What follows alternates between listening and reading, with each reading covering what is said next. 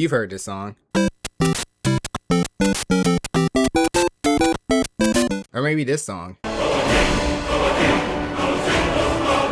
Or even this.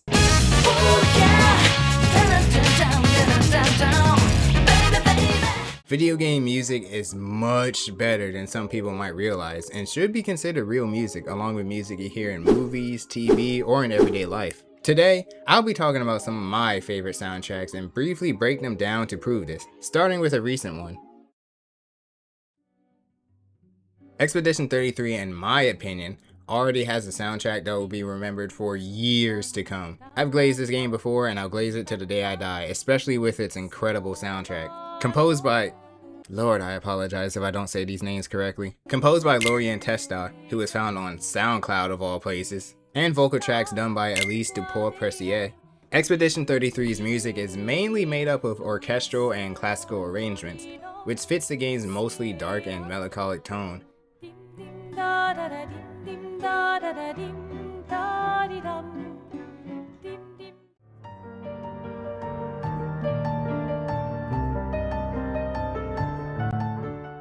Along with that though, you might be surprised to find out that the game also experiments with other genres such as jazz,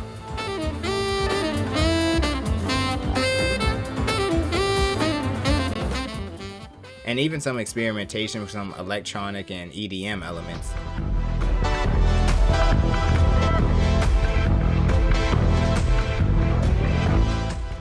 Along with its wide array of genres it explores, Expedition 33 provides us with some beautiful vocal tracks that, even if you don't understand or speak French, it still hits very hard due to how amazing the vocal performances are and when paired with certain events in the game.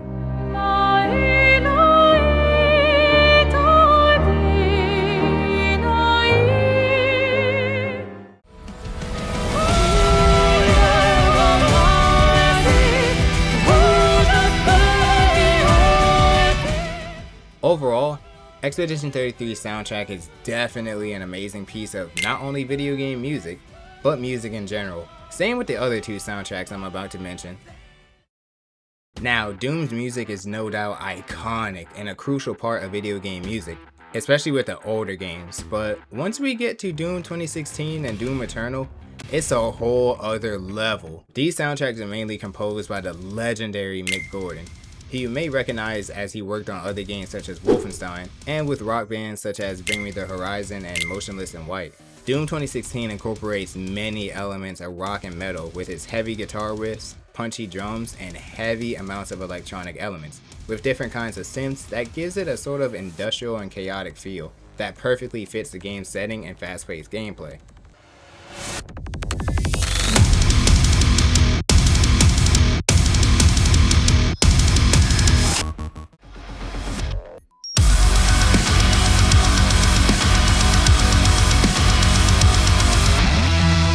For Doom Eternal, Mick Gordon returns to bring even more of that to the game's OST. Hell, arguably it might be even more chaotic.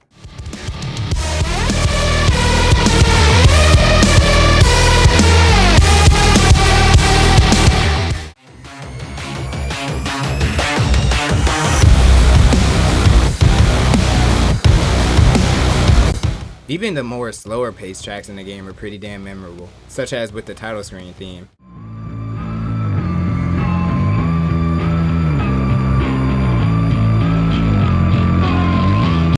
Obviously, we can't forget about this iconic track from Doom 2016.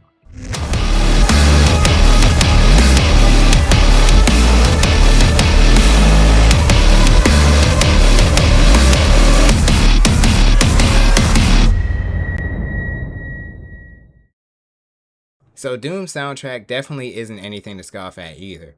But for the next game, let's go a little quieter on the music. Like, way quieter.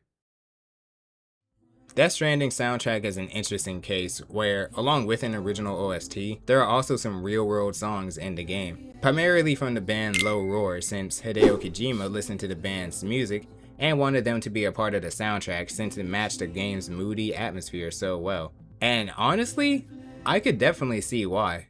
Don't be so serious.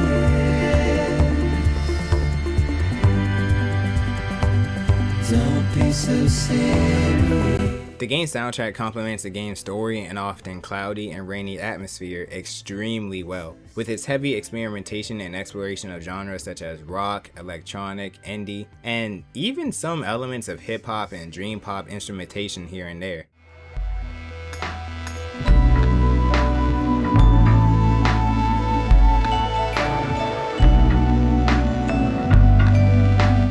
Along with Low Roar, you can also see other artists and bands such as Khalid, The Neighborhood, and Bring Me the Horizon lending songs for the soundtrack.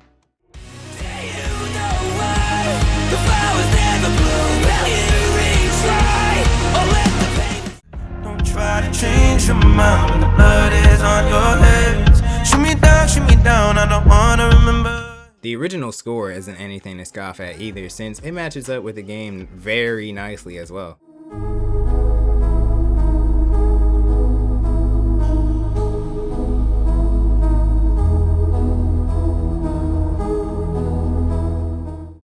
Overall, that's pretty much all. Wait, actually, never mind. Let's talk about one more game, but this time, I'll quickly bring in a friend and world-renowned musical artist in here. What's up, my name is Simico. Let's talk about Kingdom Hearts music. It's so peak! Of course, if you love that EDM and rock inspired music that plays at the beginning of every Kingdom Hearts, you can thank Hikara Utada and Skrillex for that. And they do a really great job of setting the tone for the whole entire game, especially for Kingdom Hearts 2, because a lot of the visuals deal with glitchy and technical problem looking visuals. And the EDM music genre tends to have a lot of synth and electric drum machine sounds and a lot of glitchy effects done to the production of the music, with the rock guitar solo that makes you feel like you're about to go in a battle while still hearing that calm, peaceful voice to guide you throughout the whole entire song. But you could tell Hikara Utada is so great at what she does that she has an orchestra version of Simple and Clean in the game that was helped composed with Kaoru Wada. But if you want to talk about the great OST that plays when you're trying to defeat Heartless that seems so undefeatable, you could thank Yoko. She does such a great job of inquiring orchestra and choral music inside of this magical and mystical land called Kingdom Hearts. And of course that sound has to do with that this game is based off of Disney, and the sound that was coming out of the late 90s and early 2000s was very heavy orchestra and choral music. You can listen to the Beauty and Beast soundtrack, you can listen to the Hercules background music, you can listen to Aladdin's music that is very ensemble orchestra type music. And she does a great job of incorporating the originals and mixing the styles of the music that's played in those movies when you go to those worlds in the game. She's also really good at making full original songs for this game. Like for example, the song The Beginning, first song that plays when you start the game, and you have to choose which skill you want to have: strength, defense, magic. That song makes you feel like you're on Judgment Day in heaven before God or something. She knows how to make music get real intense and get your blood pumping so you're ready for the Heartless that are coming, the nobodies that are coming, because the BPM for those songs are really fast. This violins go like they attacking you while you attacking the Heartless. Like, tell me, how's that make sense? And I love how she's not scared to take inspiration from other Final Fantasy games OSTs. Like for example, Hollow Bastion from Kingdom Hearts sounds a lot like Don't Be Afraid from Final Fantasy VIII, and I think that's amazing. She's so talented.